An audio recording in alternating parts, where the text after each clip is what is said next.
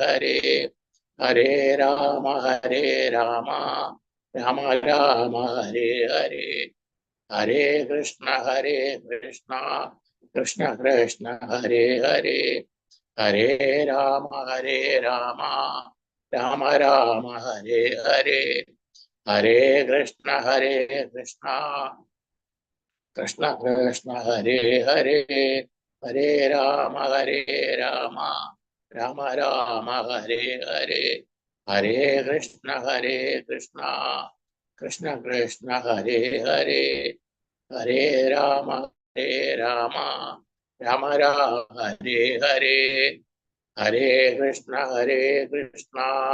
കൃഷ്ണ കൃഷ്ണ ഹരേ ഹരേ ഹരേ രാമ രാമ രാമ ഹരേ ഹരേ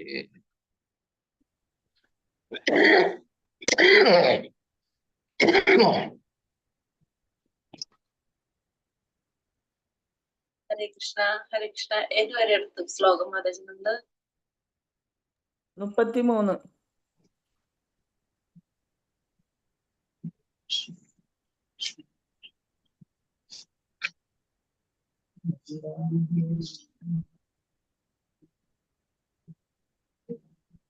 ഇന്നലെ 33 സ്റ്റോപ്പ് ചെയ്ത്.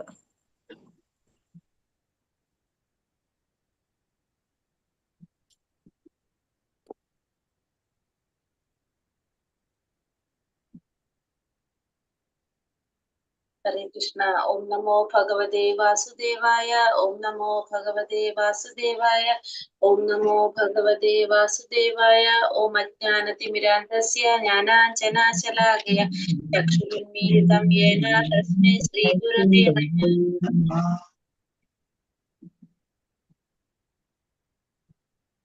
നമോ വിഷ്ണുപാദായ കൃഷ്ണപ്രേഷ്ഠായ ഭൂതലേ ശ്രീമതേ ഭക്തിവേദാന്ത സ്വാമിനിധി നാമിനെ നമസ്തേ സാരസ്വതേ ദേവേ ഗൗരവാണി പ്രചാരിണേ നിർവിശേഷ ശൂന്യവാദി പാശ്ചാത്യ ദേശധാരിണേ ജയ ശ്രീ കൃഷ്ണ ചൈതന്യ പ്രഭു നിത്യാനന്ദ ശ്രീ അദ്വൈത ഗദാധര ശ്രീവാസാദി ഗൗര ഭക്തവൃന്ദ.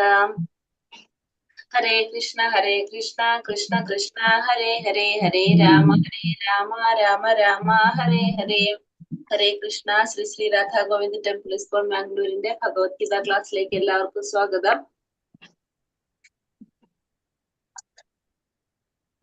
ഹരേ കൃഷ്ണ. ഹരേ കൃഷ്ണ മാതാജി, എല്ലാവർക്കും പ്രണാമം. ഹരേ കൃഷ്ണ. 34ാമത്തെ ശ്ലോകമാണ് നമ്മൾ എടുക്കാനുള്ളത് അല്ലെ?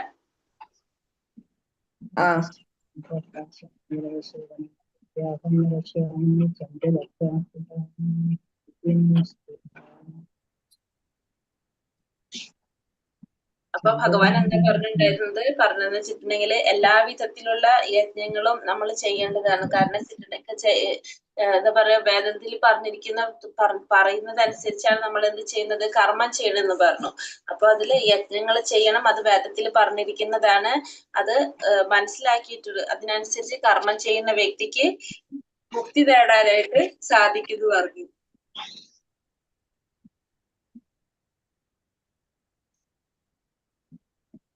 ഇനി അടുത്ത ശ്ലോകത്തിൽ പറയുന്നത് ഇത് എങ്ങനെ ചെയ്യാനായിട്ട് നമ്മള് എങ്ങനെയാണ് ഇതൊക്കെ അറിയുന്നത്, നമ്മള് അതിനെന്താ ചെയ്യേണ്ടെന്ന് പറയാണ് അല്ലെ. തദ്വിധി പ്രണിപാതേന പരിപ്രശ്നേന സേവയാ ഉപദേശന്തി തേ ജ്ഞാനം ജ്ഞാനിന തത്വദർശിന.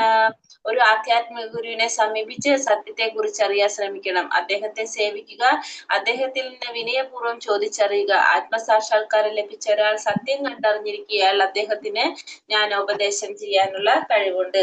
അപ്പോ എന്താണ് പറയുന്നത്, ഒരു ആധ്യാത്മിക ഗുരുവിനെ സമീപിച്ച് സത്യത്തെ കുറിച്ച് അറിയാനായിട്ട് ശ്രമിക്കണം. പരമസത്യമായിട്ടുള്ള ഭഗവാനെ കുറിച്ച് അറിയാനായിട്ട് ശ്രമിക്കണം ഒരു ഗുരുവിനെ സമീപിച്ചുകൊണ്ട്.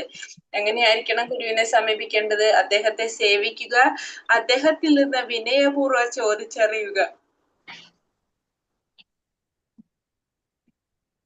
ആത്മസാക്ഷാത്കാരം ലഭിച്ച ഒരാൾ സത്യം കണ്ടറിഞ്ഞിരിക്കിയാൽ അദ്ദേഹത്തിന് ജ്ഞാനോപദേശം ചെയ്യാനുള്ള കഴിവുണ്ട്. ആ വ്യക്തി എങ്ങനെയുള്ള വ്യക്തിയായിരിക്കും? ആത്മസാക്ഷാത്കാരം സിദ്ധിച്ച ഒരു വ്യക്തിയായിരിക്കും. സത്യം കണ്ടറിഞ്ഞ പരമസത്യത്തെ കുറിച്ച് മനസ്സിലാക്കിയ ഒരു വ്യക്തിയായിരിക്കും. അതുകൊണ്ട് തന്നെ അദ്ദേഹത്തിന് ജ്ഞാനോപദേശം നൽകാനുള്ള കഴിവുണ്ട്. അപ്പൊ എന്താ പറഞ്ഞ ധർമ്മം തു സാക്ഷാത് ഭഗവത് പ്രണീതം എന്ന് പറയുന്നത് ഭഗവാൻ നേരിട്ട് നിർദ്ദേശിച്ചിട്ടുള്ളതാണ് എന്ത്? ധർമ്മത്തിന്റെ മാർഗം. ആ മാർഗം നമുക്ക് മനസ്സിലാക്കി തരാൻ ആർക്കാണ് സാധിക്കുന്നത്? ഗുരുവിനാണ് സാധിക്കുന്നത്. കാരണം നമ്മൾ ഈ ലോകത്തില് നമ്മൾ കാണുന്ന ഭഗവാന്റെ പ്രതിനിധികളാണ് ആര്? ഗുരുക്കന്മാര്. ഗുരു എന്ന് പറയുന്നത് ഭഗവാന്റെ പ്രതിനിധിയാണ്. ഒരു ഗുരുവിലൂടെ മാത്രമേ നമുക്ക് ആരെ അറിയാൻ സാധിക്കുള്ളൂ? ഭഗവാൻ അറിയാനായിട്ട് നമുക്ക് സാധിക്കുന്നുള്ളൂ. അതുകൊണ്ട് തന്നെ ഒരു ഗുരുവിൽ നിന്നായിരിക്കണം നമ്മൾ എന്ത് ചെയ്യേണ്ടത്? ഗുരുശിഷ്യ പരമ്പരയിൽ നിന്ന് വന്ന ആ ഒരു ഗുരുവിൽ നിന്നായിരിക്കണം നമ്മൾ ഭഗവാനെ കുറിച്ചുള്ള ഒരു ജ്ഞാനം നേടാനായിട്ട് ശ്രമിക്കേണ്ടത്. ആ ഗുരുവിനോട് ചോദിക്കുമ്പോൾ എങ്ങനെയായിരിക്കണം? വിനയത്തോടും സത്യസന്ധമായിട്ടായിരിക്കണം ഗുരുവിനോട് അന്വേഷണങ്ങള് നടത്തേണ്ടത്.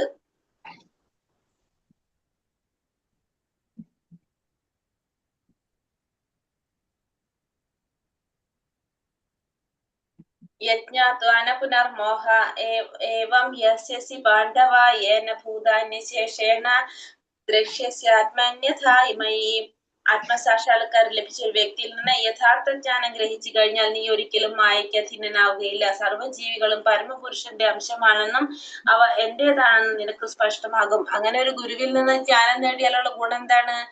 അങ്ങനത്തെ ആത്മസാക്ഷാത്കാരം ലഭിച്ച ഒരു ഗുരുവിൽ നിന്നാണ് നമ്മൾ ആ ജ്ഞാനം നേടുന്നതെങ്കിൽ പിന്നെ നമുക്ക് ഒരിക്കലും മായയ്ക്ക് അധീനനാവേണ്ടി വരുന്നില്ല. നമ്മൾ ഒരിക്കലും മായയ്ക്ക് അധീനനാകുന്നില്ല. സർവ്വജീവികളിലും പരമപുരുഷന്റെ അംശമാണെന്നും അവ എന്റേതാണെന്നും മനസ്സിലാക്കാനായിട്ട് സാധിക്കും. എങ്ങനെയാണെങ്കിൽ ഒരു ആധികാരികമായിട്ടുള്ള ഒരു ഗുരുവിൽ നിന്നാണ് നമ്മൾ ഈ ജ്ഞാനം നേടുന്നതെങ്കിൽ പിന്നെ ഒരിക്കലും നമ്മള് മായയ്ക്ക് അടിമപ്പെടുന്നില്ല. മാത്രമല്ല നമ്മൾ ഭഗവാന്റെ നിത്യദാസനാണെന്നും ഭഗവാന്റെ സേവനമാണ് നമ്മുടെ ലക്ഷ്യമെന്നും നമുക്ക് മനസ്സിലാക്കാനായിട്ട് സാധിക്കും. अपि चेतसि पापेभ्य सर्वेभ्य पापकृत्तमः सर्वं ജ്ഞാനപ്ലവേനൈവൃച്ചിനം സംതരക്ഷ്യസി. പാപികളിൽ വെച്ച് മഹാപാപിയാണെന്നിരിക്കലും അതീന്ദ്രിയ ജ്ഞാനമാകുന്ന തോണിൽ സ്ഥിതി ചെയ്യുമ്പോൾ നിനക്ക് ഈ ദുഃഖ സമുദ്രം തരണം ചെയ്യാൻ സാധിക്കും. അഥവാ നമ്മൾ പാപികളിൽ വെച്ച് മഹാപാപിയാണ്, അത്രയും തെറ്റ് ചെയ്തിരിക്കുന്ന ഒരു വ്യക്തിയാണെങ്കിൽ പോലും അതീന്ദ്രിയ ജ്ഞാനമാകുന്ന ഒരു തോണിലാണ് സ്ഥിതി ചെയ്യുന്നതെങ്കിൽ നമുക്ക് എന്ത് ചെയ്യാൻ സാധിക്കുന്ന പോലെ നിനക്ക് ദുഃഖ സമുദ്രം തരണം ചെയ്യാനായിട്ട് സാധിക്കും. അപ്പൊ ഭഗവാനെ കുറിച്ച് അറിയുമ്പോൾ നമുക്ക് എത്ര വലിയ ദുഃഖ സമുദ്രമായാലും അത് തരണം ചെയ്യാനായിട്ട് സാധിക്കും. എങ്ങനെ? മഹാഭാവിയാണെങ്കിൽ പോലും. കാരണം അതീന്ദ്രിയ ജ്ഞാനം നേടാൻ അതിനൊരു ഗുരുവുണ്ടെങ്കിൽ നമുക്ക് എളുപ്പത്തിൽ നമുക്ക് ആ സമുദ്രം എന്താ പറയാ കടക്കാനായിട്ട് ചെയ്യാനായിട്ട് സാധിക്കും. ഒരു നീന്തൽക്കാരനാണെങ്കിൽ പോലും നമുക്ക് എന്ത് ചെയ്യാൻ സാധിക്കില്ല? നീന്തൽ നന്നായിട്ട് അറിയുന്ന ഒരു വ്യക്തിയാണെങ്കിലും ഒറ്റയ്ക്ക് കടലില് ജീവൻ നിലനിർത്താൻ വേണ്ടിയിട്ട് നമുക്ക് ഒറ്റയ്ക്ക് നീന്തി രക്ഷപ്പെടാൻ സാധിക്കണമെന്നില്ല. അതിനെ പിടിച്ചു കയറ്റാനായിട്ട് ഒരാളുണ്ടെങ്കിൽ ആ വ്യക്തി ഒരു രക്ഷകനായിട്ട് വരാണെങ്കിൽ എളുപ്പത്തിൽ ആൾക്ക് എന്ത് ചെയ്യാൻ സാധിക്കും? സമുദ്രം കടക്കാനായിട്ട് സാധിക്കും.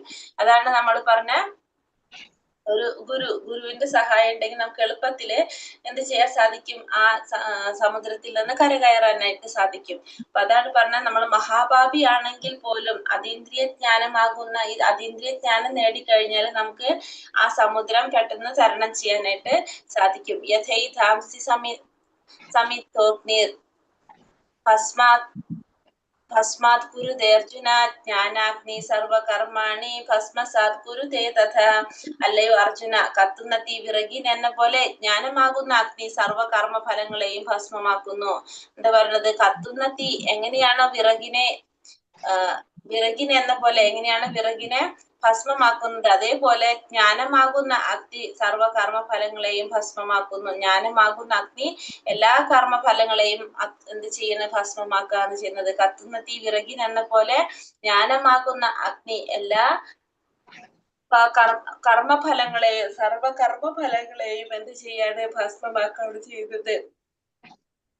അപ്പൊ പാപകർമ്മങ്ങൾ മാത്രല്ല പുണ്യകർമ്മങ്ങളും എന്ത് സംഭവിക്കുകയാണ്? ഈ അഗ്നിയിൽ ചാമ്പലാകാണ് ചെയ്യുന്നത്. അപ്പൊ അങ്ങനെയുള്ള ഒരു അവസ്ഥയിൽ എന്താണ്? വീണ്ടും ആ കർമ്മഫലങ്ങൾ അനുഭവിക്കാൻ വേണ്ടിയിട്ട് ഈ ലോകത്തില് പിറക്കേണ്ടതായിട്ട് വരുന്നില്ല. അതായത് ഭഗവാനെ കുറിച്ചും പരമാത്മാവിനെ കുറിച്ചും ജീവാത്മാവിനെ കുറിച്ചുള്ള ഒരു ബന്ധം മനസ്സിലാക്കി കഴിഞ്ഞാൽ ഈ കത്തുന്ന തീ വിറകിനെ ചാമ്പലാക്കുന്ന പോലെ നമ്മുടെ പാപപുണ്യ ഫലങ്ങളെ എല്ലാം അത് ചാമ്പലാക്കുന്നത് കൊണ്ട് വീണ്ടും ആ ഫലങ്ങൾ അനുഭവിക്കാനായിട്ട് ഈ ഭൗതിക ലോകത്തിൽ വീണ്ടും പിറക്കേണ്ടതായിട്ട് വരുന്നില്ല. നഹി മാതാജി സ്ക്രീനിൽ കിട്ടുന്നില്ലല്ലോ. സ്ക്രീനിലുണ്ട് മാതാജി, പക്ഷെ അത് ഇംഗ്ലീഷിലാണ് കേൾക്കുന്നത്, അതുകൊണ്ടത് നഹി ജ്ഞാനേന സദൃശം പവിത്രാമിഹ വിദ്യതേ തത്സ്വയം യോഗ സംസിദ്ധ കാലേനാത്മനി വിത്തതി.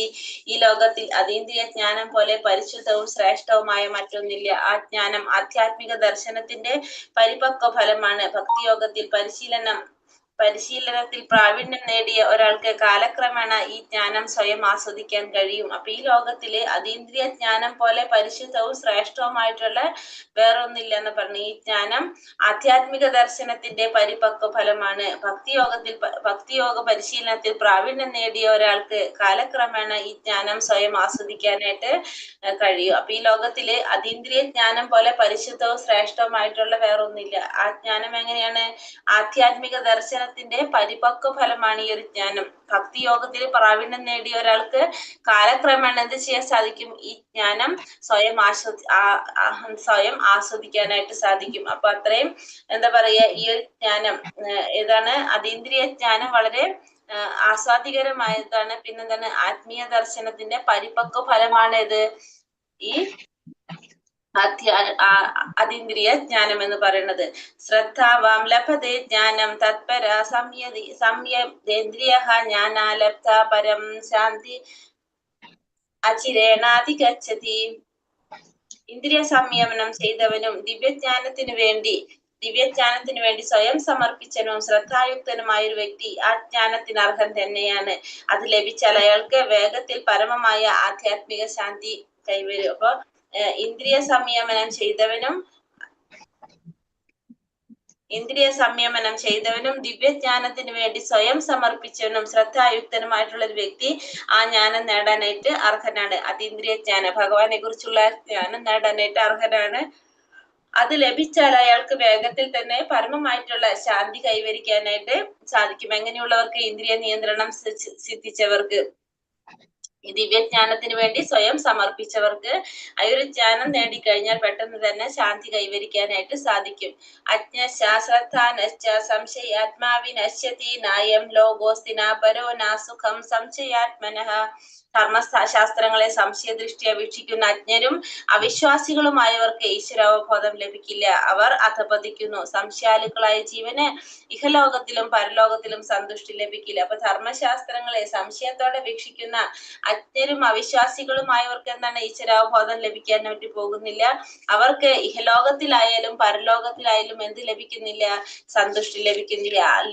ആധികാരികമായിട്ടുള്ള ഗ്രന്ഥങ്ങളെ, ധർമ്മശാസ്ത്ര ഗ്രന്ഥങ്ങളെ സംശയത്തോട് വീക്ഷിക്കുന്നവർക്ക് ഒരിക്കലും എന്ത് ലഭിക്കുന്നില്ല? ശാന്തി ലഭിക്കുന്നില്ല. അവർക്ക് ഇഹലോകത്തിലായാലും ശരി പരലോകത്തിലായാലും ശരി ശാന്തി ലഭിക്കുന്നില്ല. യോഗ സന്യസ്ത കർമാണം ജ്ഞാന സംഛിന്ന സംശയം ആത്മവം തന്നെ കർമാണി നിപതന്തി ധനഞ്ജയ. അല്ലയോ ധനഞ്ജയ, തന്റെ കർമ്മഫലങ്ങൾ ത്യജിച്ച് ഭക്തിയുടെ സേവനത്തിൽ ഏർപ്പെടുന്നവൻ ആധ്യാത്മിക ജ്ഞാനത്താൽ സംശയങ്ങളെല്ലാം നീങ്ങി യഥാർത്ഥ ആത്മാവിൽ സ്ഥിതി ചെയ്യുന്നു. അപ്രകാരം അയാൾ കർമ്മഫലങ്ങളാൽ ബന്ധിക്കപ്പെടുന്നില്ല. എന്താ പറഞ്ഞത്? തന്റെ കർമ്മഫലങ്ങൾ ത്യജിച്ച് ഭക്തിയുടെ സേവനത്തിൽ ഏർപ്പെടുന്നവൻ ആധ്യാത്മിക ജ്ഞാനത്താൽ സംശയങ്ങളെല്ലാം നീങ്ങി യഥാർത്ഥ ആത്മാവിൽ സ്ഥിതി ചെയ്യുന്നു. അയാൾക്ക് അപ്രകാരം അയാൾ എന്ത് സംഭവിക്കുന്നില്ല? അയാൾക്ക് കർമ്മഫലങ്ങളല്ല വ്യക്തിയെ ബന്ധിക്കുന്നില്ല. തസ്മാത് അജ്ഞാന സംഭൂതം ഹൃദസ്ഥം ജ്ഞാനാസിനാത്മനഃ ചിത്വൈനം സംശയം യോഗം അധിഷ്ഠ ഭാരത. അങ്ങനെ അജ്ഞാനത്താൽ നിനക്കുണ്ടായ സംശയങ്ങളെ ജ്ഞാനത്തിന്റെ വാൾ കൊണ്ട് അറുത്ത് യോഗനിഷ്ഠനായി എഴുന്നേൽത്ത് യുദ്ധം ചെയ്യൂ ഭാരത. യുദ്ധം ചെയ്യുന്നു. അതുകൊണ്ട് നീ എന്ത് ചെയ്യണം? അജ്ഞാനത്താൽ നിനക്കുണ്ടായ സംശയങ്ങളെ നീ എന്ത് ചെയ്യണം? ജ്ഞാനത്തിന്റെ വാള് കൊണ്ട് അറുത്ത് എന്ത് ചെയ്യാനാ പറയുന്നത്? യോഗനിഷ്ഠനായി എഴുന്നേറ്റ് യുദ്ധം ചെയ്യൂ. അപ്പൊ അജ്ഞാനം കൊണ്ട് നിനക്കുണ്ടായ സംശയങ്ങളെ ജ്ഞാനത്തിന്റെ വാള് കൊണ്ട് അറുത്തിട്ട് യോഗനിഷ്ഠനായി എഴുന്നേറ്റ് യുദ്ധം ചെയ്യാനാണ് ഭഗവാൻ അർജുനനോട് പറയുന്നത്.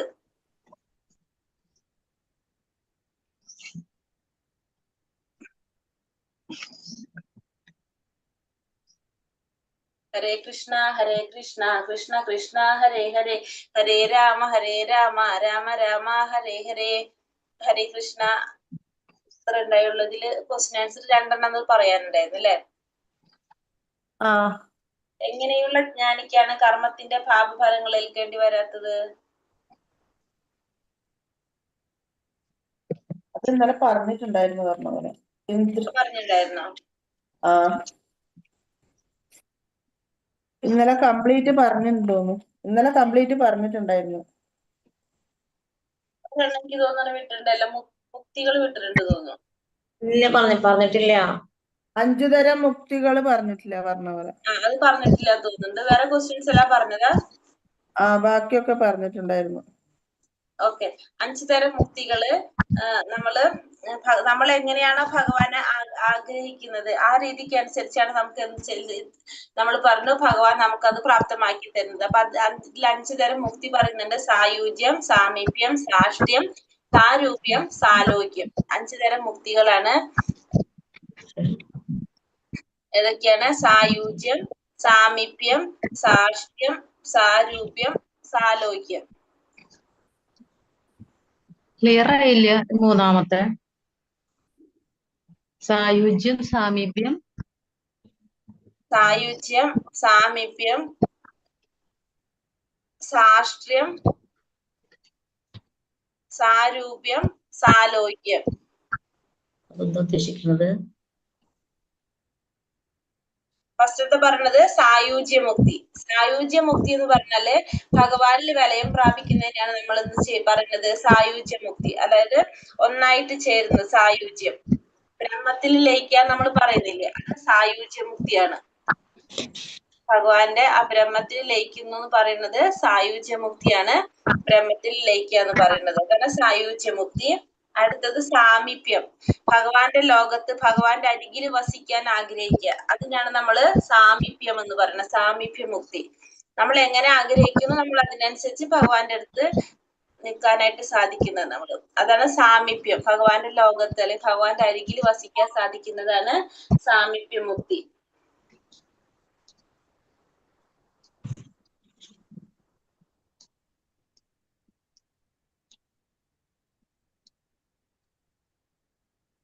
അടുത്തത് കൊടുക്കാട്ടോ, സാഷ്ട്യം. സാഷ്ട്യം എന്ന് പറഞ്ഞത് ഭഗവാന്റെ എല്ലാ ഐശ്വര്യവും ഉണ്ടാകുന്നതാണ്. എന്ത്? പക്ഷെ ഭഗവാന്റെ രൂപം ഉണ്ടാവില്ല, ഭഗവാന്റെ എല്ലാ ഐശ്വര്യങ്ങളും ഉണ്ടാവും. അതാണ് സാഷ്ട്യം.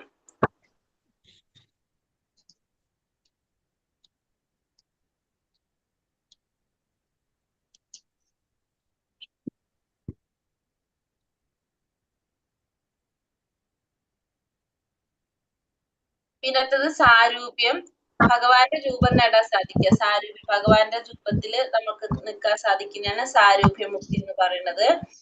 ഭഗവാന്റെ രൂപത്തിൽ നിൽക്കാൻ സാധിക്കുന്ന സാരൂപ്യമുക്തി.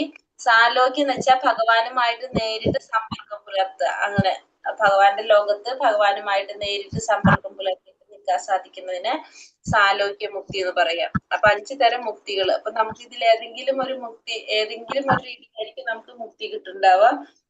ലാസ്റ്റത്തെ എന്ത്? സാലോക്യം. സാലോക്യം. ഭഗവാനുമായിട്ട് നേരിട്ട് സമ്പർക്കം പുലർത്താൻ സാധിക്കുന്നതാണ് സാലോക്യമുക്തി. ഇപ്പൊ ഭഗവാന്റെ അടുത്ത് നമ്മള് എപ്പോഴും ഭഗവാന്റെ പാദത്തിൽ നമുക്ക് നിൽക്കണം എന്ന് ആഗ്രഹിച്ച് ചിലപ്പോ ഒരു പൂവായിട്ട് നമുക്ക് അവിടെ നമുക്ക് നിൽക്കാനായിട്ട് സാധിക്കും. ആധ്യാത്മിക ലോകത്തിൽ നമ്മളൊരു പൂവായിട്ട് നമുക്ക് അവിടെ നിൽക്കാനായിട്ട് സാധിക്കും. അപ്പൊ എപ്പോഴും ഭഗവാന്റെ പാദത്തിൽ നമുക്ക് ചെയ്യാൻ സാധിക്കും. അപ്പൊ അങ്ങനെയൊക്കെ നമ്മൾ എങ്ങനെയാണ് നമ്മൾ ആഗ്രഹിക്കുന്നത് ആ രീതിയിൽ നമുക്ക് അവിടെ ഭഗവാന്റെ അടുത്ത് എന്താ പറയാ ഭഗവാനുമായിട്ട് നേരിട്ട് സമ്പർക്കം പുലർത്താൻ സാധിക്കുന്നതാണ്. ഹരേ കൃഷ്ണ മാതാജി, മൂന്നാമത്തെ ക്ലിയർ ആയില്ലല്ലോ, ഒന്നുകൂടെ ഒന്ന് പറയോ? സാഷ്ട്യം. സാഷ്ട്യം. സാഷ്ട്യം. സാഷ്ട്യം. ഭഗവാന്റെ എല്ലാ ഐശ്വര്യങ്ങളും ഉണ്ടാകും. പക്ഷെ എന്താണ്? ഭഗവാന്റെ രൂപം ഉണ്ടാവില്ല നമുക്ക്. ഭഗവാന്റെ എല്ലാ ഐശ്വര്യങ്ങളും നമുക്ക് ആധ്യാത്മിക ലോകത്ത് ചെല്ലുമ്പോൾ നമുക്ക് ഉണ്ടാകും. പക്ഷെ രൂപത്തില് ഭഗവാന്റെ ആയിരിക്കില്ല. അതാണ് സാഷ്ട്യം എന്ന് പറയുന്നത്.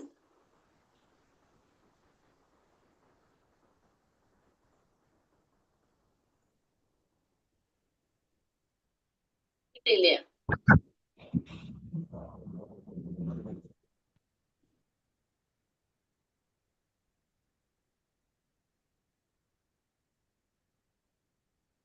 ഹരേ കൃഷ്ണ. മാതാജി എത്ര ദിവസമാണ് അവതാരങ്ങള്? അവതാരങ്ങൾ പറഞ്ഞിട്ടില്ല. ഇല്ല.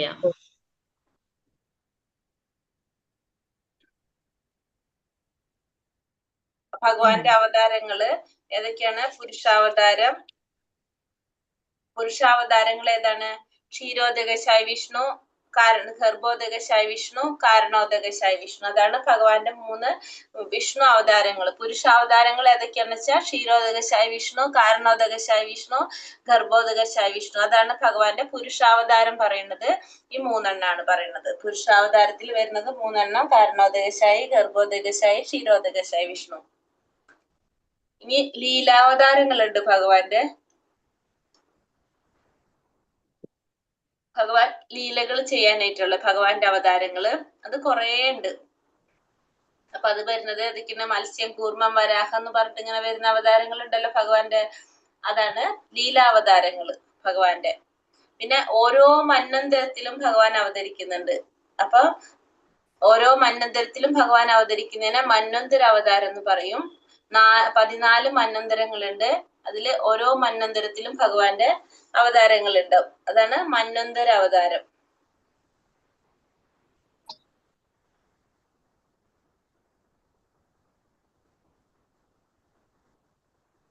അപ്പൊ പുരുഷാവതാരം പറഞ്ഞു, ലീലാവതാരം പറഞ്ഞു, മന്വന്തരാവതാരം പറഞ്ഞു. പിന്നെ ഗുണാവതാരം. ഗുണാവതാരം എന്ന് പറഞ്ഞാല് ബ്രഹ്മ, വിഷ്ണു, മഹേശ്വരനാണ് ഗുണാവതാരം എന്ന് പറയുന്നത്. ഗുണാവതാരം എന്ന് പറയുന്നത് ബ്രഹ്മ, വിഷ്ണു, മഹേശ്വരൻ. ഇത് 3 ഭഗവാന്റെ ഗുണാവതാരങ്ങളാണ്. പിന്നെ യുഗാവതാരങ്ങളുണ്ട്. ഓരോ യുഗത്തിലും ഭഗവാൻ അവതരിക്കും. അതിനാണ് യുഗാവതാരം എന്ന് പറയുന്നത്. ഓരോ യുഗത്തിലും ഭഗവാൻ അവതരിക്കുന്നതിന് യുഗാവതാരം എന്ന് പറയും. പിന്നെ ഭഗവാന്റെ ശക്തി ആവേശ അവതാരങ്ങളുണ്ട്. ശക്തി ആവേശ അവതാരങ്ങള്. അതായത് നാരദ മഹർഷി, ബ്രഹ്മദേവനൊക്കെ ആരാണ്? ശക്തി ആവേശ അവതാരാണ് ഭഗവാന്റെ. നാരദനും ബ്രഹ്മദേവനും ഒക്കെ ശക്തി ആവേശ അവതാരാണ്. ഇതാണ് ശക്തി ആവേശ അവതാരം. അപ്പൊ ഭഗവാന്റെ അവതാരങ്ങൾ 6 തരം: പുരുഷാവതാരം, ലീലാവതാരം, മന്വന്തരാവതാരം, ഗുണാവതാരം, യുഗാവതാരം, ശക്തി ആവേശ അവതാരം. പുരുഷാവതാരം, ലീലാവതാരം, മന്വന്തരാവതാരം, ഗുണാവതാരം, ലീലാവതാരം പറഞ്ഞല്ലേ, യുഗാവതാരം, മന്വന്തരാവതാരം. ഇതാണ് ഭഗവാന്റെ അവതാരങ്ങള്. യുഗാവതാരം വേറെ രൂപങ്ങളുണ്ടോ? യുഗാവതാരം രാമചന്ദ്രമൂർത്തി, കൃഷ്ണൻ യുഗങ്ങൾ തോറും അവതരിക്കുന്നതല്ലേ? ഭഗവാൻ ഓരോ യുഗത്തിലും അവതരിക്കുന്നു പറഞ്ഞല്ലോ. ഓരോ യുഗത്തിലും ഭഗവാന്റെ അവതാരങ്ങൾ ഉണ്ടാവും. അപ്പൊ അതൊക്കെയാ അറിയോ? അപ്പൊ ഓരോ യുഗത്തിൽ ഇപ്പൊ കലിയുഗത്തിൽ ഇപ്പൊ ഒരു അവതാരം വന്നു, നമ്മളെ ചൈതന്യ മഹാപ്രഭു. ഇനി കൽക്കി വരുന്നുണ്ട്. പിന്നെ അതേപോലെ തന്നെ ഫസ്റ്റ് സത്യയുഗത്തിൽ ഭഗവാന്റെ യുഗാവതാരായിരുന്നു. സത്യയുഗത്തിലുള്ള ഭഗവാന്റെ അവതാരാണ് നരസിംഹ ഭഗവാൻ വന്നത് സത്യയുഗത്തിലല്ലേ. അങ്ങനെ ഓരോ യുഗത്തിലും ഭഗവാൻ അവതരിക്കുന്നത്. അപ്പൊ ത്രേതായുഗത്തിൽ ആരായിരുന്നു? എല്ലാ യുഗത്തിലും പറയൂ. ശ്രീരാമസ്വാമി അല്ലേ വരുന്നത്? എവിടെ? ത്രേതായുഗത്തില് ശ്രീരാമചന്ദ്രൻ അല്ലേ ഭഗവാൻ? ശ്രീരാമചന്ദ്രനായിട്ടല്ലേ അവതരിക്കുന്നത്? ഓക്കെ.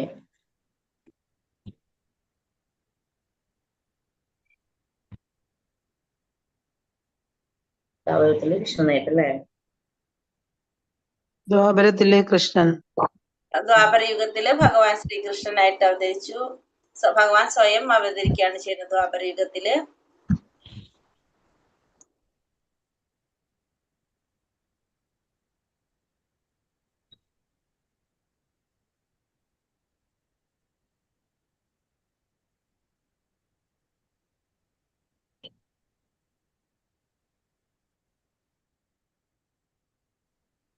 കൃഷ്ണ, അടുത്ത അധ്യായം കുറച്ച് എടുക്കുക. ഇവിടെ ഇടി കൊടുക്കണ്ട് എന്നറിയില്ല. കുറച്ച് സമയം നല്ല നോക്കിയിട്ട് നമുക്ക് നിർത്താം കേട്ടോ. ഹരേ കൃഷ്ണ. ഓം നമോ ഭഗവതേ വാസുദേവായ. അർജുന ഉവാച സന്യാസം കർമ്മണാം കൃഷ്ണ പുനർയോഗം ച ശംസസി യശ്രയ ഏതയോരേകം തന്മേ ബ്രൂഹി സുനിശ്ചിതം. അർജുനൻ പറഞ്ഞു, കൃഷ്ണ, കർമ്മം ഉപേക്ഷിക്കണമെന്ന് അങ്ങൊരിക്കൽ എന്നോട് ആവശ്യപ്പെടുന്നു, പിന്നെ ഭക്തി പുരസ്സരം കർമ്മം അനുഷ്ഠിക്കാൻ പറയുന്നു. ഈ രണ്ടിലും വെച്ച് ശ്രേയസ്കരമായത് ഏതാണെന്ന് ദയവായി എനിക്ക് പറഞ്ഞു തരാമോ? അപ്പൊ ഒരിക്കൽ അങ്ങ് എന്നോട് പറഞ്ഞു കർമ്മം ഉപേക്ഷിക്കണമെന്ന്, പിന്നെ അങ്ങ് എന്നോട് ആവശ്യപ്പെട്ടു ഭക്തി പുരസ്സരം കർമ്മം ചെയ്യണമെന്ന്. അപ്പൊ ഈ രണ്ടിലും വെച്ചിട്ട് ഏറ്റവും ശ്രേയസ്കരമായതായിട്ടുള്ളത് എന്താണെന്ന് എനിക്ക് പറഞ്ഞു തരാനാണ് അർജുനൻ ഭഗവാനോട് ആവശ്യപ്പെടുന്നത്. ഭക്തിപൂർവമായിട്ടുള്ള സേവന കർമ്മമാണ് ശുഷ്കമായ മാനസിക ഊഹാപോഹങ്ങളെക്കാൾ ശ്രേഷ്ഠമെന്ന് ഭഗവാൻ. ഭക്തിയുടെ സേവനം മാനസിക ഊഹാപോഹത്തെക്കാൾ ശ്രേഷ്ഠമാണ്. സ്വാഭാവികമായി തന്നെ അതീന്ദ്രിയമാകയാൽ കാർമ്മിക പ്രതികരണങ്ങളിൽ നിന്ന് അതൊരാളെ മോചിപ്പിക്കുന്നു. സമസ്ത യജ്ഞകർമ്മങ്ങളും ജ്ഞാനത്തിലാണ് എത്തിക്കുന്നതെന്ന് ഭഗവാൻ പറയുന്നു. അപ്പൊ ഭക്തിയുടെ സേവനമാണ് എല്ലാ ഊഹാപോഹങ്ങളെക്കാൾ ശ്രേഷ്ഠമായതെന്ന് ഭഗവാൻ പറയാണ്. അപ്പൊ ഭഗവാൻ എന്താ പറയുന്നത് അടുത്തിൽ പറയുന്നുണ്ട്. ശ്രീ ഭഗവാനുവാച സന്യാസ കർമ്മയോഗശ്ച നിശ്രയസകരാവുഭൗ തയോസ്തു കർമ്മ സന്യാസാത് കർമ്മയോഗോ വിശിഷ്യത്തെ. ശ്രീ ഭഗവാൻ പറഞ്ഞു, കർമ്മ പരിത്യാഗവും ഭക്തിയുതമായ കർമ്മവും മുക്തിക്ക് നല്ലത് തന്നെ, എങ്കിലും ഭക്തിയുതമായ സേവന കർമ്മമാണ് കർമ്മത്യാഗത്തെക്കാൾ ഉത്തമം. അപ്പൊ കർമ്മത്യാഗത്തെക്കാൾ ഉത്തമമായിട്ടുള്ളത് ഏതാണെന്ന് പറയാണ്. ഭക്തിയുടെ സേവനമാണ് കർമ്മത്യാഗത്തെക്കാൾ ഉത്തമമെന്ന് ഭഗവാൻ പറയുന്നു. അപ്പൊ രണ്ടും നല്ലത് തന്നെ, പക്ഷെ എന്നാലും ഭക്തിയുടെ സേവനം തന്നെയാണ് കർമ്മയോഗത്തെക്കാൾ ഉത്തമമായിട്ടുള്ളതെന്ന് പറയാണ്. ഭക്തിയുടെ സേവനമാണ് കർമ്മത്യാഗത്തെക്കാൾ ഉത്തമമെന്ന് ഭഗവാൻ പറയാണ് ചെയ്യുന്നത്.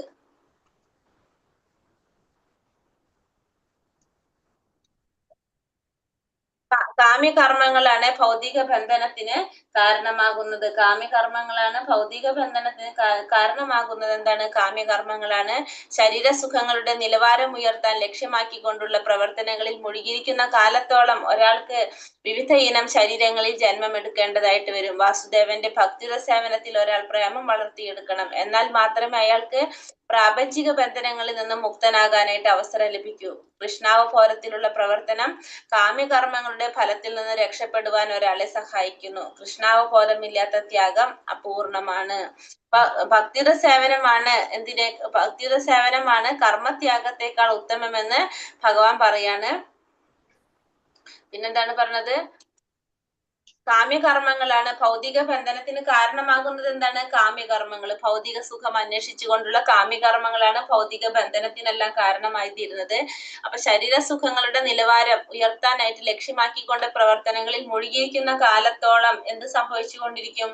നമ്മൾ വീണ്ടും വീണ്ടും ജന്മം എടുത്തുകൊണ്ടിരിക്കും. കാരണം നമ്മുടെ സന്തോഷത്തിനും സുഖത്തിനും വേണ്ടിയിട്ട് നമ്മൾ പ്രവർത്തിച്ചു കൊണ്ടിരിക്കുമ്പോൾ അതിന്റെ ഫലം നമ്മൾ അനുഭവിക്കേണ്ടതായിട്ട് വരും.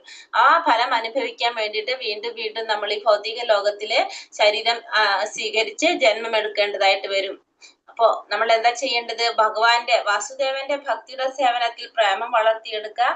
എന്നാൽ മാത്രമേ അയാൾക്ക് എന്ത് ചെയ്യാൻ സാധിക്കുള്ളൂ? ഈ ഭൗതിക പ്രപഞ്ചത്തിൽ നിന്ന് മുക്തനാകാനായിട്ട് സാധിക്കുന്നുള്ളൂ.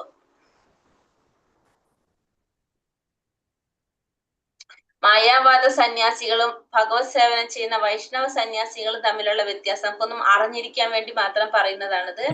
അതായത് മായാവാദ സന്യാസികൾ എന്താണ്? ചുമതലകൾ മുൻകൂർ ശുദ്ധീകരണം ആവശ്യമാണ്. അവർക്ക് അവരുടെ ചുമതലകൾ നിർദ്ദിഷ്ട ചുമതലകൾ നിർവഹിക്കാനായിട്ട് എങ്ങനെ മുന്നിൽ ആദ്യമേ തന്നെ ശുദ്ധീകരിച്ചവരാണ് നമ്മൾ എന്തെടുക്കുന്നത്? മായാവാദ സന്യാസികള്. പക്ഷെ ഭഗവത് സേവനത്തിൽ എങ്ങനെയാണ്? ഭഗവത് സേവനം ചെയ്ത് നമ്മൾ പരിശുദ്ധരാകാണ് ചെയ്യുന്നത്. കേവലം ജ്ഞാനം വിമോചനത്തിന് അപര്യാപ്തമാണ്. പ്രവൃത്തി നിർബന്ധമാണ്. ആത്മാവിന്റെ അവസ്ഥയിൽ പ്രവർത്തിച്ചു കൊണ്ടിരിക്കുകയാണ്. അപ്പൊ പ്രവൃത്തി മായാവാദ സന്യാസികളെക്കാളും വൈഷ്ണവ സന്യാസികൾക്ക് പ്രവൃത്തി നിർബന്ധമാണ്. ജ്ഞാനം വിമോചനത്തിന് അപര്യാപ്തമാണ്. താഴെ വീഴാനുള്ള സാധ്യത അതുകൊണ്ട് ആർക്ക് കൂടുതലാണ്? മായാവാദ സന്യാസികൾക്ക് കൂടുതലാണ്. പക്ഷെ വൈഷ്ണവ സന്യാസികൾക്ക് വിജയം ഉറപ്പാണ്. കാരണം ദൈവ സാമ്രാജ്യത്തിലേക്ക് പ്രവേശിക്കാൻ കഴിയുമെന്ന് അവർക്ക് ഉറപ്പാണ്. അപൂർണമായിട്ടുള്ള ഒരു ത്യാഗമാണ് അത് ആര് മായവാദ സന്യാസികള്. ഭഗവാന് വേണ്ടിയിട്ട് എല്ലാം സമർപ്പിക്കുന്നതാണ് ആര് വൈഷ്ണവ സന്യാസികള്. വേര് കണ്ടെത്തുന്നത് മാത്രമാണ് ആര് ചെയ്യുന്നത് അവിടെ ഇപ്പൊ മായവാദ സന്യാസികൾ ചെയ്യുന്നത്. പക്ഷെ വേര് കണ്ടെത്തി അതിൽ വെള്ളം കൂടി കൊടുക്കുന്നത് ആരാണ്? അത് വൈഷ്ണവ സന്യാസികൾ. അത് നിലനിർത്താൻ വേണ്ടിയിട്ടുള്ള പ്രക്രിയകൾ ചെയ്യുന്നുണ്ട്. ദ്രവ്യത്തിൽ നിന്ന് വേർപെടുത്തുക എന്നതാണ് പ്രക്രിയ. ഇപ്പൊ ഭൗതിക ലോകത്ത് നിന്ന് മാറ്റുക എന്നുള്ളതാണ് ആരുടെ പ്രക്രിയയിൽ വരുന്ന മായാവാദത്തില്. പക്ഷെ വൈഷ്ണവ സന്യാസികൾ ഭഗവാനിൽ ആകൃഷ്ടനാക്കാണ് ചെയ്യുന്നത്.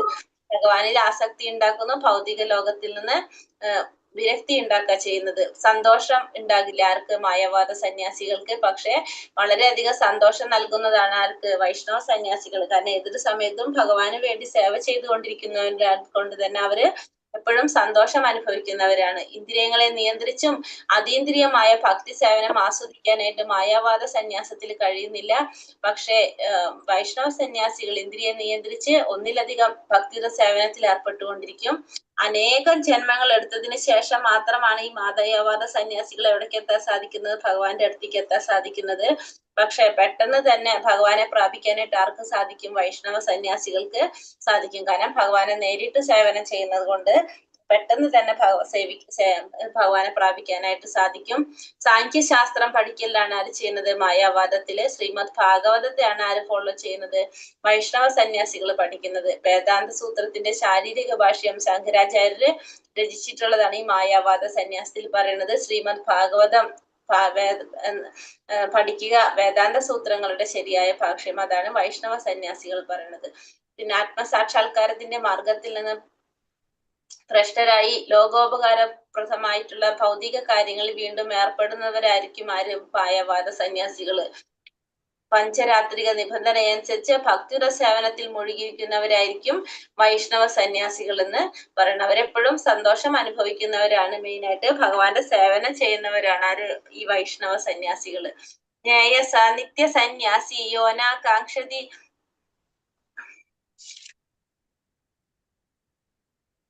യോനാദൃഷ്ടീന കാംക്ഷതി നിർദ്ദന്തോ ഹി മഹാബാഹോ സുഖം ബദ്ധാത് പ്രമുച്യതേ. കർമ്മഫലങ്ങൾ ആഗ്രഹിക്കുകയോ വെറുക്കുകയോ ചെയ്യാത്ത ആളാണ് നിത്യസന്യാസി. മഹാബാഹുവായ അർജുന, അയാൾ ദ്വന്ദ്ങ്ങളിൽ നിന്ന് ഒഴിഞ്ഞ് എളുപ്പത്തിൽ ഭൗതിക ബന്ധനത്തിൽ മുക്തനാകുന്നതോടൊപ്പം മോക്ഷമടയുകയും ചെയ്യുന്നു. അപ്പൊ കർമ്മഫലങ്ങൾ ഒരിക്കലും ആഗ്രഹിക്കുകയും ചെയ്യുന്നില്ല, വെറുക്കുകയും ചെയ്യുന്നില്ല. അങ്ങനെയുള്ള വ്യക്തിയെ നമുക്ക് നിത്യസന്യാസി എന്ന് പറയാനായിട്ട് സാധിക്കും. മഹാബാഹുവായ അർജുന, അയാൾ ദ്വന്ദ്ങ്ങളിൽ നിന്ന് ഒഴിഞ്ഞ് എളുപ്പത്തിൽ ഭൗതിക ബന്ധനത്തിൽ നിന്ന് മുക്തനാകുന്നതോടൊപ്പം മോക്ഷം അടയുകയും ചെയ്യുന്നു. അപ്പൊ ആ ഒരു വ്യക്തി എങ്ങനെയാണ്? ഭൗതിക ബന്ധനത്തിൽ നിന്ന് എളുപ്പത്തിൽ തന്നെ മുക്തി നേടാനും മോക്ഷം അടയാനും ആ ഒരു വ്യക്തിക്ക് സാധിക്കും. അപ്പൊ കർമ്മഫലങ്ങൾ ആഗ്രഹിക്കുകയും ചെയ്യുന്നില്ല, വെറുക്കുകയും ചെയ്യാത്ത ഒരാളെ, ഫലങ്ങൾ ആഗ്രഹിക്കുന്നില്ല, വെറുക്കുന്നില്ല, അങ്ങനെയുള്ള ആളെ നമുക്ക് എന്തെന്ന് പറയാനായിട്ട് സാധിക്കും? നിത്യസന്യാസി എന്ന് പറയാനായിട്ട് സാധിക്കും. ആ വ്യക്തി ഭൗതികമായിട്ടുള്ള ബന്ധത്തിൽ നിന്ന് മുക്തനാകുന്നതോടൊപ്പം തന്നെ മോക്ഷം അടയാനും സാധിക്കും. ദിവ്യമായ പ്രേമയുത ഭഗവത് സേവനത്തിന് സ്വയം സമർപ്പിതനായ സന്യാസി കൃഷ്ണനുമായുള്ള ബന്ധത്തിൽ തന്റെ മൂലസ്വരൂപത്തെ കുറിച്ച് അറിയുന്നത് കൊണ്ട് തന്നെ തികഞ്ഞ ജ്ഞാനിയുമായിരിക്കും ആര്? ഈ നിത്യസന്യാസി. കൃഷ്ണൻ സമ്പൂർണനാണെന്നും ഭഗവാന്റെ ഒരു അംശമാണെന്നും താനെന്നും ആൾക്കറിയാൻ സാധിക്കും. ഈ സന്യാസിക്ക് അറിയാനായിട്ട് സാധിക്കും. ഗുണത്തിൽ ഒന്നാണെങ്കിലും അളവിൽ വ്യത്യാസമാണെന്നതാണ് എന്ത്? ശരിയായിട്ടുള്ള ഇന്ദ്രിയ ജ്ഞാനം എന്ന് പറയുന്നത്. ചെയ്യുന്നതെന്തും ഭഗവാന് വേണ്ടിയാകയാൽ അയാളുടെ മനസ്സിൽ ദ്വന്ദ്ങ്ങളില്ല. അങ്ങനെ ദ്വന്ദ്ങ്ങളുടെ തലത്തിൽ നിന്നും ഈ ഭൗതിക ലോകത്തിൽ നിന്ന് തന്നെ അയാള് മുക്തനാകും. അപ്പൊ അയാൾക്ക് ഒരിക്കലും എന്തുണ്ടാകുന്നില്ല? ദ്വന്ദ്ങ്ങൾ ഉണ്ടാകുന്നില്ല. അയാൾ ഭൗതിക ലോകത്തിൽ നിന്ന് തന്നെ മുക്തനാകാനായിട്ട് അയാൾക്ക് സാധിക്കും. കാരണം എന്തുകൊണ്ടാണ്? ചെയ്യുന്നതെല്ലാം ഭഗവാന് വേണ്ടിയാണെന്നുള്ളൊരു ബോധം ആർക്കുണ്ടായിരിക്കും? ഈ വ്യക്തിക്ക് ഉണ്ടായിരിക്കും.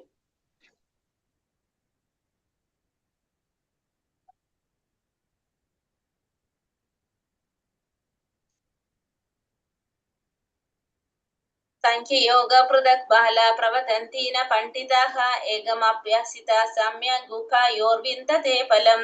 ഭക്തിയുത സേവനം പ്രപഞ്ചത്തെ വിശകലനം ചെയ്തുള്ള സാഖ്യയോഗത്തിൽ നിന്ന് സാഖ്യയോഗത്തിൽ നിന്ന് വ്യത്യസ്തമാണെന്ന് പറയുന്നത് അജ്ഞാനികളാണ്. ഇവയിൽ ഏതെങ്കിലും ഒന്നിൽ നിപുണനായി കഴിഞ്ഞാൽ രണ്ടിന്റെയും ഫലം കിട്ടുമെന്ന് യഥാർത്ഥ പണ്ഡിതന്മാർക്കറിയില്ല. അപ്പൊ ഭക്തിയുത സേവനം, അതായത് കർമ്മയോഗം സാഖ്യയോഗത്തിൽ നിന്ന് വ്യത്യസ്തമാണെന്ന് പറയുന്നത് ആരാണ്? അജ്ഞാനികളാണ് അത് പറയുന്നത്. ഇത് രണ്ടും എങ്ങനെയാണ്? ഒരേപോലെ തന്നെയാണ്. പക്ഷെ ഫലം എങ്ങനെയാണ് പറയുന്നത്? ഇതിൽ ഒന്ന് എളുപ്പത്തിൽ സാധിക്കും, കർമ്മയോഗം ചെയ്യുന്നതിലൂടെ ഭക്തിയുടെ സേവനം ചെയ്യുന്നതിലൂടെ പെട്ടെന്ന് ഭഗവാനെ പ്രാപിക്കാനായിട്ട് സാധിക്കും. സാഖ്യയോഗം ആകുമ്പോൾ എന്താണ്, കുറച്ചും കൂടി സമയം എടുക്കുന്നു മാത്രമേ ഉള്ളൂ. അപഗ്രഥിച്ചുള്ള പഠനമാണ്. സാഖ്യത്തിന്റെ ലക്ഷ്യം ഭൗതിക ലോകത്തിൽ ആത്മാവിനെ കണ്ടെത്തുകയാണ്. ഭൗതിക ലോകത്തിന്റെ ആത്മാവ് ആരാണ്? വിഷ്ണു അഥവാ പരമാത്മാവാണ്.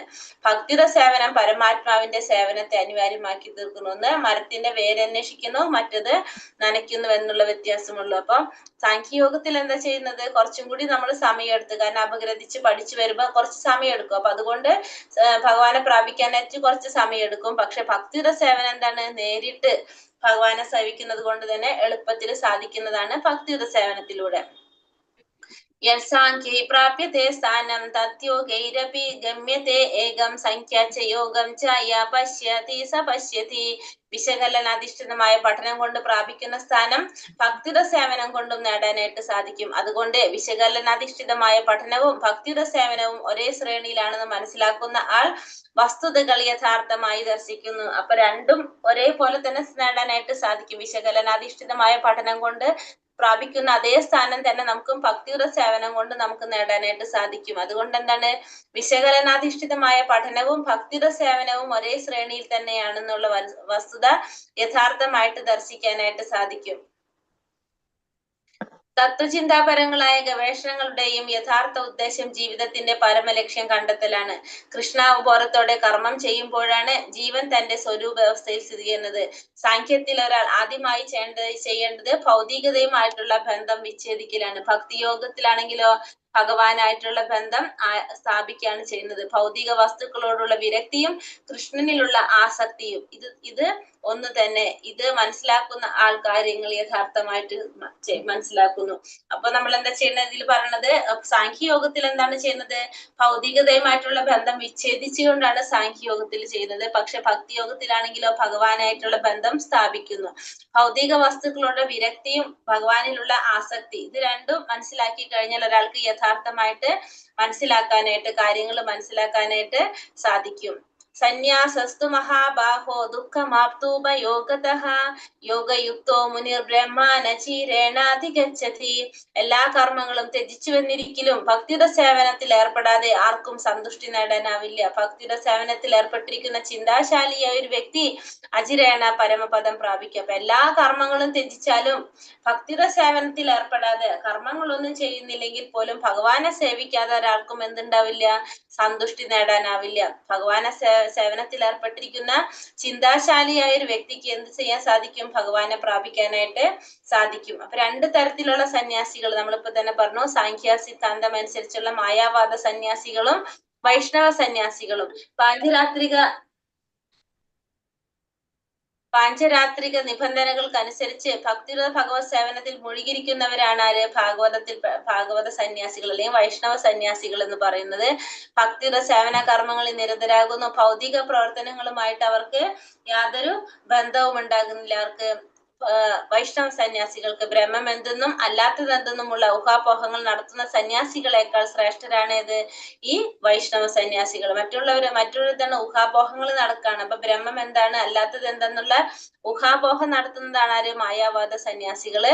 പക്ഷെ വൈഷ്ണവ സന്യാസികൾ എന്നല്ല, അങ്ങനെയല്ല, ഭഗവാന്റെ സേവനം ചെയ്തു പോകുന്നവരാണ് ആര്, വൈഷ്ണവ സന്യാസികള്.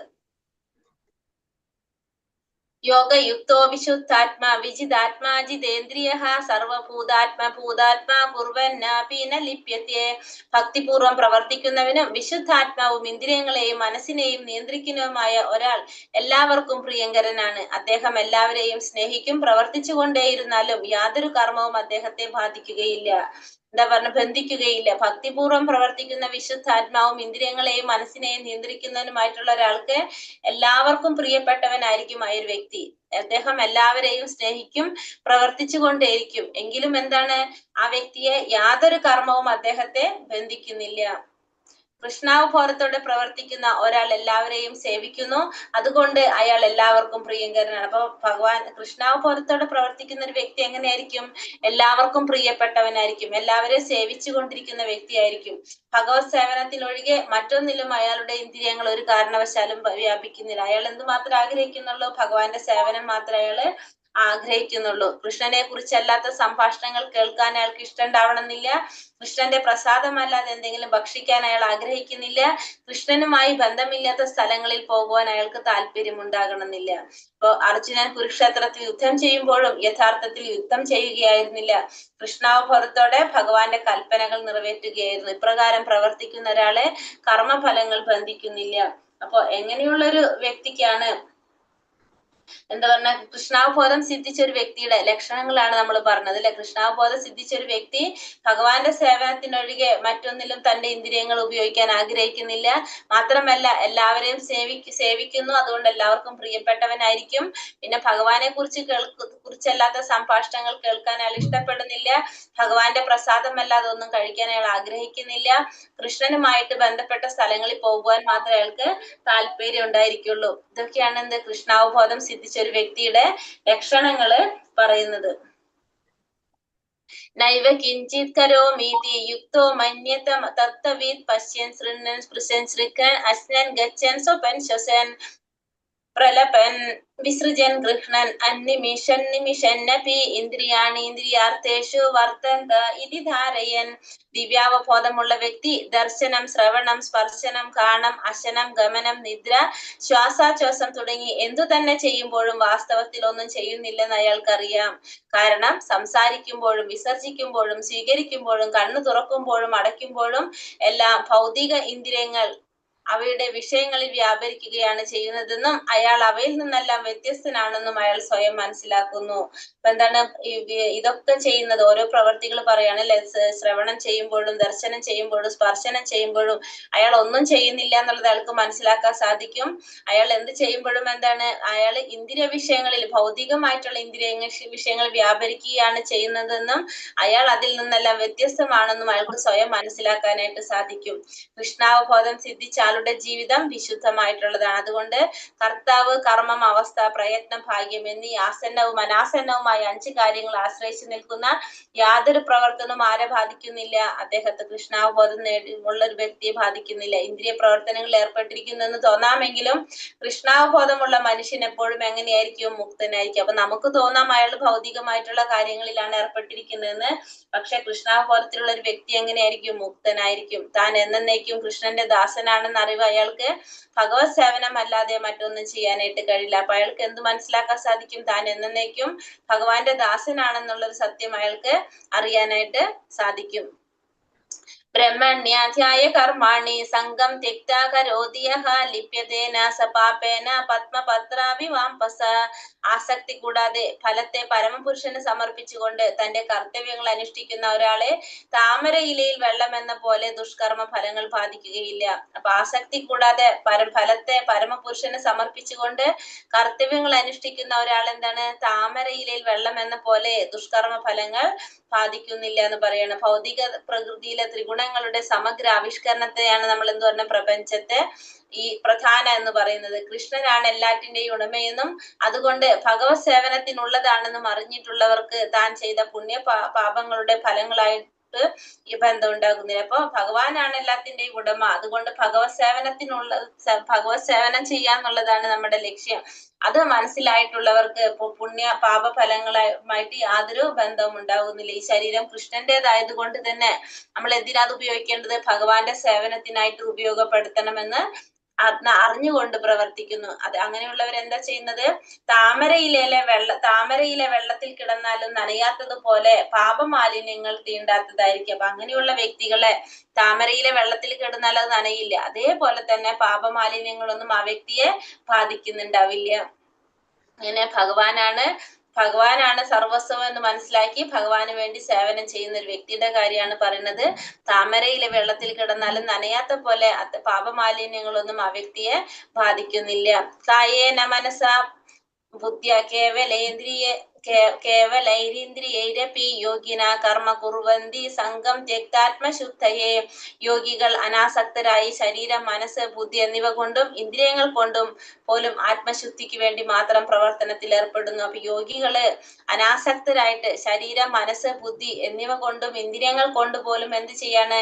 ആത്മശുദ്ധിക്ക് വേണ്ടിയിട്ട് പ്രവർത്തനത്തിൽ ഏർപ്പെടുന്നു. ശരീരം കൊണ്ടോ മനോബുദ്ധികൾ കൊണ്ടോ വാക്കുകൾ കൊണ്ടോ കൃഷ്ണാവബോധത്തോടെ കൃഷ്ണ സേവനത്തിൽ പ്രവർത്തിക്കുന്നവർ ഭൗതിക ലോകത്തിൽ പ്രാപഞ്ചിക കൃത്യങ്ങളിൽ ഏർപ്പെട്ടിരുന്നാലും മുക്തൻ തന്നെയാണ്. അപ്പൊ ഈ ഭൗതിക ലോകത്തില് ഭൗതികമായിട്ടുള്ള കർമ്മങ്ങളിൽ ഏർപ്പെട്ടിരുന്നാലും ശരീരം കൊണ്ടോ മനസ്സുകൊണ്ടോ കൃഷ്ണാവബോധ സേവനത്തിൽ ഏർപ്പെട്ടിരുന്നാലും അവരെങ്ങനെയാണ്? അവര് മുക്തി നേടിയവരെ തന്നെയാണ്, മുക്തന്മാർ തന്നെയാണ് അവര്.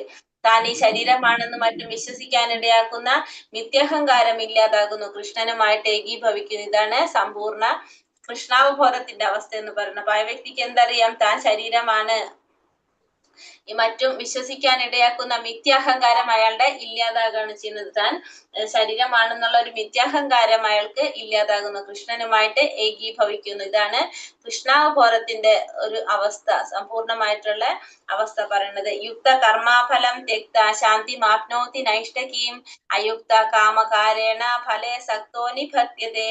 സ്ഥിരചിത്തനായ ഒരു ഭക്തൻ കർമ്മഫലങ്ങളെല്ലാം എനിക്കായി അർപ്പിക്കുന്നത് കൊണ്ട് സമ്പൂർണ്ണ സമാധാനം നേടാനായിട്ട് സാധിക്കും. എന്നാൽ ഈശ്വരിൽ നിന്ന് വേർപെട്ട് നിൽക്കുന്നവൻ തന്റെ കർമ്മഫലങ്ങളിൽ അത്യാഗ്രഹിയാകിയാൽ അതിൽപ്പെട്ട് വലയുന്നു. അപ്പൊ സ്ഥിരചിത്തനായിട്ടുള്ള ഒരു ഭക്തൻ എല്ലാ കർമ്മഫലങ്ങളും ഭഗവാന് സമർപ്പിക്കുന്നത് കൊണ്ട് തന്നെ സമ്പൂർണ്ണ സമാധാനം നേടാനായിട്ട് സാധിക്കും. ഈശ്വരനിൽ നിന്ന് വേർപെട്ട് നിൽക്കുന്നവനാണെങ്കിലോ തന്റെ കർമ്മഫലങ്ങളിൽ അത്യാഗ്രഹി ആയതുകൊണ്ട് തന്നെ അയാൾ എന്താണ്? അതിൽപ്പെട്ട് വലഞ്ഞുകൊണ്ടിരിക്കും. ഒരാൾ കൃഷ്ണനിൽ ആസക്തനോ മറ്റേയാൾ എന്താ ചെയ്യുന്നത്? തന്റെ കർമ്മഫലങ്ങളിൽ ആസക്തനുമാണ്. കൃഷ്ണനിൽ ആസക്തനും കൃഷ്ണന് വേണ്ടി പ്രവർത്തിക്കുന്നതുമായിട്ടുള്ള വ്യക്തി തികച്ചും മുക്തനാകിയാൽ അയാൾക്ക് കർമ്മഫലങ്ങളിൽ ഒരിക്കലും ഉത്കണ്ഠ ഉണ്ടാകുന്നില്ല. കൃഷ്ണാവബോധ പ്രവർത്തനങ്ങളൊക്കെ നിരപേക്ഷ തലത്തിലാണ്, അതീന്ദ്രിയങ്ങളാകിയാൽ അവയ്ക്കൊരിക്കലും ഭൗതികമായിട്ടുള്ള ഫലങ്ങൾ ഉണ്ടാകുന്നില്ല. കൃഷ്ണാവബോധം ഒരു മനുഷ്യന് എന്താണ്? പൂർണ്ണമായിട്ടുള്ള ശാന്തി നേടാനായിട്ട് സഹായിക്കുന്നു. കൃഷ്ണനൊഴികെ മറ്റൊന്നിനും നിലനിൽപ്പില്ല എന്ന സാക്ഷാത്കാരമാണ് ശാന്തിയുടെയും നിർഭയതയുടെയും ഫലം. ഇതാണ് കൃഷ്ണാവബോധത്തിന്റെ രഹസ്യം എന്ന് പറയുന്നത്. അപ്പൊ ഭഗവാൻ അല്ലാതെ മറ്റൊന്നിനും നിലനിൽപ്പില്ല എന്നുള്ള സത്യം ആർക്കറിയാം? കൃഷ്ണാവബോധം സിദ്ധിച്ച ഒരു വ്യക്തിക്ക് അറിയാനായിട്ട് സാധിക്കും. സർവകർമാണി മനസാ സന്യാസസ്തേ മഹാ സുഖം വശി നവദ്വാരേ പുരേ ദേഹി നൈവ കുർവന്ന കാരയൻ. ശരീരസ്ഥനായ ആത്മാവ് തന്റെ പ്രകൃതത്തെ നിയന്ത്രിച്ച് സർവകർമ്മങ്ങളെയും മനസ്സാ പരിത്യജിച്ചുകൊണ്ട് 9 വാതിലുകളുള്ള പുരത്തിൽ ഭൗതിക ശരീരത്തിൽ സുഖമായി വാഴുന്നു. ഒന്നും ചെയ്യുന്നില്ല, ചെയ്യിക്കുന്നുമില്ല. അപ്പൊ ശരീരസ്ഥനായിട്ടുള്ള ആത്മാവ് തന്റെ പ്രകൃതത്തെ നിയന്ത്രിച്ച് സർവകർമ്മങ്ങളെയും മനസ്സാ പരിത്യജിച്ചുകൊണ്ട് എവിടെ വാഴുന്നു എന്ന് പറയുന്നത്? 9 വാതിലുകളുള്ള പുരത്തില്, അതായത് നമ്മുടെ ശരീരത്തില് സുഖമായിട്ട് വാഴുന്നു. ആത്മാവ് ഒന്നും ചെയ്യുന്നുമില്ല, ചെയ്യിക്കുന്നുമില്ല. ഇതൊക്കെയാണ് ദേഹി 9 വാതിലുകളുള്ള പുരത്തില് വസിക്കാണ്. തന്റെ ശ്രേഷ്ഠത പരമായിട്ടുള്ള ഭാവം മറന്നു പോയത് കൊണ്ടാണ് ജീവന് ശരീരത്തോട് താതാത്മ്യം തോന്നുന്നത്, തന്മൂലം ദുഃഖം അനുഭവിക്കേണ്ടി വരുന്നത്. നമ്മള് ഈ ഭൗതിക ലോകത്തിൽ എത്തിയപ്പോ നമ്മൾ എന്ത് മറന്നുപോയി? നമ്മളെ മൂലസ്വരൂപത്തെ കുറിച്ച് മറന്നു പോയത് കൊണ്ടാണ് നമ്മൾ ഈ ദുഃഖങ്ങൾ അനുഭവിക്കേണ്ടതായിട്ട് വരുന്നത്. കൃഷ്ണാവബോധത്തിൽ ജീവന് തന്റെ യഥാർത്ഥ സ്ഥിതി പുനരുജ്ജീവിക്കാൻ കഴിയും. തന്മൂലം തന്റെ ദേഹാവസ്ഥയിൽ നിന്ന് അയാൾക്ക് മോചനം നേടാനായിട്ട് സാധിക്കും. ശരീരത്തിൽ 9 വാതിലുകളാണുള്ളത്. 2 കണ്ണ്, 2 നാസാദ്വാരങ്ങള്, 2 ചെവികള്, വായ്, ഗുദം, ഉൽപാദനേന്ദ്രിയങ്ങൾ, ഇങ്ങനെ 9 വാതിലുകളാണുള്ളത്. 2 കണ്ണുണ്ട്, 2 നാസാദ്വാരങ്ങള്, 2 ചെവികള്, വായുണ്ട്, ഗുദമുണ്ട്, ഉൽപാദനേന്ദ്രിയങ്ങളുണ്ട്. ഈ 9 വാതിലുകളുള്ള പുരത്തിലാണ് ആരുള്ളത്? ജീവാത്മാവിരിക്കുന്നത്. ശരീരത്തിന്റെ ഉള്ളില് കൃഷ്ണാവബോധമുള്ളവൻ ഭൗതിക ശരീരത്തിൽ എല്ലാ ബാഹ്യാന്തര പ്രവർത്തനങ്ങളിൽ നിന്നും മുക്തനാണ്. അപ്പൊ കൃഷ്ണാവബോധത്തിലുള്ള ഒരു വ്യക്തി എന്താണ്? ഈ എല്ലാ പ്രവർത്തനങ്ങളിൽ നിന്നും മുക്തനായിരിക്കും. ഭൗതികതയിലുള്ള ഒരു വ്യക്തിക്കാണ് എന്ത് ചെയ്യുന്നത്? ചെയ്യുന്ന കർമ്മത്തിന്റെ ഒക്കെ ഫലം അനുഭവിക്കേണ്ടതായിട്ട് വരുന്നത്. ന കർത്തൃത്വം ന കർമാണി ലോകസ്യ സൃജതി പ്രഭുഃ ന കർമ്മ ഫല സംയോഗം സ്വഭാവസ്തു പ്രവർത്തതേ. ശരീരസ്ഥനായ ആത്മാവ് തന്റെ ശരീരമാകുന്ന പുരത്തിന്റെ ഉടമസ്ഥൻ. കർമ്മങ്ങൾ ഉണ്ടാക്കുന്നില്ല, കർമ്മങ്ങൾ ചെയ്യാൻ പ്രേരിപ്പിക്കുന്നില്ല, കർമ്മഫലങ്ങൾ ഉണ്ടാക്കുന്നതുമില്ല. പ്രകൃതിയിലെ ത്രിഗുണങ്ങളാണ് ഇവയ്ക്കെല്ലാം കാരണം. അപ്പൊ ശരീരസ്ഥനായിട്ടുള്ള ആത്മാവ് തന്റെ ശരീരമാകുന്ന പുരത്തിന്റെ ഉടമസ്ഥൻ എന്ത് ചെയ്യുന്നു പറഞ്ഞാൽ കർമ്മങ്ങൾ ഉണ്ടാക്കുന്നില്ല, കർമ്മഫലങ്ങൾ ചെയ്യാൻ പ്രേരിപ്പിക്കുന്നില്ല, കർമ്മഫലങ്ങളും ഉണ്ടാക്കുന്നില്ല. കർമ്മം ചെയ്യാനും പ്രേരിപ്പിക്കുന്നില്ല, കർമ്മങ്ങളും ഉണ്ടാക്കുന്നില്ല, കർമ്മഫലങ്ങളും ഉണ്ടാക്കുന്നതുമില്ല. ഭൗതിക പ്രകൃതിയുടെ ത്രിഗുണങ്ങളാണ് ഇതിനെല്ലാം കാരണമായിട്ടുള്ളത്. അപ്പൊ ആത്മാവ് ഒന്നും ചെയ്യുന്നില്ല, കർമ്മവും ചെയ്യുന്നില്ല, കർമ്മം ചെയ്യാൻ പ്രേരിപ്പിക്കുന്നില്ല, കർമ്മഫലങ്ങളും ഉണ്ടാക്കുന്നില്ല. ഇതൊക്കെ ചെയ്യാൻ പ്രേരിപ്പിക്കുന്നത് ആരാണ്? ഭൗതിക പ്രകൃതിയുടെ ത്രിഗുണങ്ങളാണ് ഇതിനെല്ലാം കാരണം. മരണാതീത കാലം മുതൽക്കേയുള്ള അവിദ്യയാണ് ശാരീരിക ക്ലേശങ്ങൾക്കും ദുഃഖത്തിനും കാരണമാകുന്നത്. ശരീരത്തിന്റെ പ്രവർത്തനങ്ങളിൽ നിന്ന് ജീവൻ ഒഴിഞ്ഞു നിൽക്കുകയാണെങ്കിൽ ആ കർമ്മങ്ങളുടെ ഫലത്തിൽ നിന്ന് മുക്തനാകാം. ദിവ്യമായ കൃഷ്ണാവബോധം കൊണ്ട് ഈ കടലിൽ നിന്ന് രക്ഷ നേടുക, അത് മാത്രമേ ഈ പ്രശ്നത്തിന് പരിഹാരമായുള്ള. എല്ലാ കഷ്ടപ്പാടിനും ഉത്തമമായ നിവാരണോപായം കൃഷ്ണാവബോധം പരിശീലിക്കുക എന്നുള്ളത് മാത്രമാണ് ഇതിൽ നിന്ന് രക്ഷപ്പെടാനുള്ള ഒരേ ഒരു മാർഗം.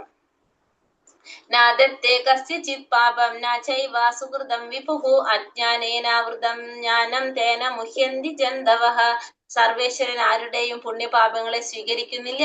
യഥാർത്ഥ ജ്ഞാനത്തെ മൂടിയിരിക്കുന്ന അജ്ഞാനം കാരണമാണ് ജീവജാലങ്ങൾ വ്യാമോഹിതരാകുന്നത്. അപ്പൊ സർവേശ്വരൻ എന്താണ്? ആരുടെയും പുണ്യപാപ ഫലങ്ങളൊന്നും സ്വീകരിക്കുന്നില്ല. യഥാർത്ഥ ജ്ഞാനത്തെ മൂടിയിരിക്കുന്ന അജ്ഞാനമാണ് ജീവജാലങ്ങൾ എന്തുകൊണ്ടാവുന്നത്? വ്യാമോഹിതരായി തീരുന്നത്. അജ്ഞാനമാണ് ഇതിനെല്ലാം കാരണം. ഭഗവാൻ എന്ന് പറഞ്ഞാൽ എന്താണ്? ജ്ഞാനം, ഐശ്വര്യം, ബലം, കീർത്തി, സൗന്ദര്യം, വൈരാഗ്യം, ഇതെല്ലാം തികഞ്ഞത് ആരാണ്? തികഞ്ഞ സർവേശ്വരനാണ്, വിഭു ആത്മാവായിട്ടുള്ള ഭഗവാൻ എന്ന് പരാശര മഹർഷി ഭഗവാന് കൊടുത്തിരിക്കുന്ന നിർവചനമാണ്.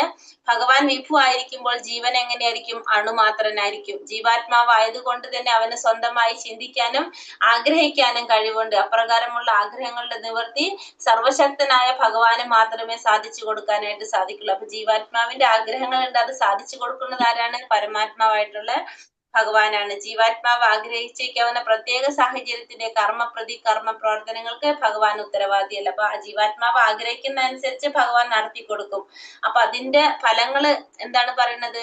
അതിന്റെ പ്രതികർമ്മ ഫലങ്ങൾക്ക് ആര് ഉത്തരവാദിയല്ല? ഭഗവാൻ ഉത്തരവാദിയല്ല. കാരണം ജീവാത്മാവ് എന്താണ് ആഗ്രഹിക്കുന്നത് അത് ഭഗവാൻ നടത്തി കൊടുക്കുന്നു എന്ന് മാത്രമേ ഉള്ളൂ. അപ്പൊ ആഗ്രഹങ്ങളുടെ ഫലങ്ങളും ആര് തന്നെ അനുഭവിക്കണം? ജീവാത്മാക്കൾ തന്നെ അനുഭവിക്കണം. ജീവാത്മാവിന്റെ സന്തത സഹചാരിയായ പരമാത്മാവിന് അവന്റെ എല്ലാ അഭിലാഷങ്ങളും അറിയാനായിട്ട് സാധിക്കും. ഭഗവാൻ അവന്റെ ആഗ്രഹങ്ങൾ അർഹതയ്ക്കനുസരിച്ച് നിവർത്തിച്ചു കൊടുക്കുന്നു. ഒരാൾ കൃഷ്ണനെ ആഗ്രഹിക്കുകയാണെങ്കിൽ പ്രത്യേകം ശ്രദ്ധ വെച്ച് ഭഗവാൻ അതിനുള്ള പ്രാപ്തി, ശാശ്വത സുഖം നേടാൻ ഉതകുന്ന വിധത്തിൽ പ്രോത്സാഹിപ്പിക്കുന്നു. സർവേശ്വരൻ ആരെയും ഇഷ്ടപ്പെടുകയോ വെറുക്കുകയോ ചെയ്യുന്നില്ല. അങ്ങനെ തോന്നുന്നുവെങ്കിലും എന്താ പറഞ്ഞത്? ഭഗവാൻ എന്താ ചെയ്യുന്നത്? ഇവിടെ എല്ലാവരുടെ അഭിലാഷങ്ങളും നിറവേറ്റി കൊടുക്കാൻ ആര് ചെയ്യുന്നത്? ഭഗവാൻ ചെയ്യുന്നത്. ജീവാത്മാവിന്റെ എല്ലാ അഭിലാഷങ്ങളും നിവർത്തിച്ചു കൊടുക്കുകയാണ് ചെയ്യുന്നത്. പക്ഷെ അതെങ്ങനെയായിരിക്കും? അവരുടെ ആഗ്രഹങ്ങൾക്ക് അർഹതയ്ക്കും അനുസരിച്ചാണ് അത് ചെയ്തു കൊടുക്കുന്നത് ഭഗവാൻ. പക്ഷെ ഒരു കാര്യമുണ്ട്, ഭഗവാൻ ആഗ്രഹിക്കുകയാണെങ്കിൽ ഒരു പ്രത്യേക ശ്രദ്ധ വെച്ചുകൊണ്ട് ഭഗവാൻ അതിനു വേണ്ടിയിട്ടുള്ള അവസരങ്ങള് ഉണ്ടാക്കി കൊടുത്ത് അതിനെ പ്രോത്സാഹിപ്പിച്ചു കൊണ്ടിരിക്കും. ഭഗവാൻ ആരുടെയും ആവശ്യങ്ങളെ ചെയ്യുന്നില്ല, ഇഷ്ടപ്പെടുന്നില്ല, വെറുക്കുകയും ചെയ്യുന്നില്ല. നമുക്ക് അങ്ങനെ തോന്നാം, നമ്മൾ ആഗ്രഹിക്കുന്ന മുഴുവൻ ഭഗവാൻ നടത്തി തരുന്നില്ല നമുക്ക് തോന്നാം. പക്ഷെ എന്താണ് ഒരു കാര്യം പറഞ്ഞത്? നമ്മുടെ ഓരോരുത്തരുടെയും അർഹതയനുസരിച്ചും യോഗ്യതയ്ക്കനുസരിച്ചാണ് ഭഗവാൻ അത് നടത്തി തരുന്നതെന്ന് ഇവിടെ പ്രത്യേകം എടുത്തു പറയുന്നുണ്ട്.